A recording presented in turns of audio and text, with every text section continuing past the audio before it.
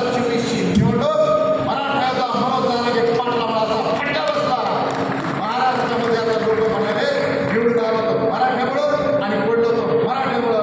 हा जो जरांगे फॅक्टर आहे, हा जरांगे फॅक्टर प्रचंड मोठा इथं उपयोगी आलेला आहे.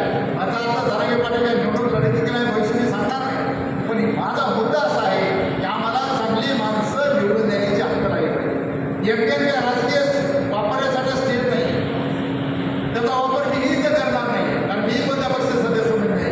प्रश्न असा आहे की आम्हाला चांगल्या माणसाला मतदान करण्याची हक्क देणं ही अत्यंत काळाची गरज आहे. गावाला लोक म्हणतात फालतू लोक निवडून आले, नालायक लोक निवडून आले. माझा पहिला प्रश्न आहे तुम्हाला, निवडून आलेले नालायक का निवडून देणारे नालायक? बोला. निवडून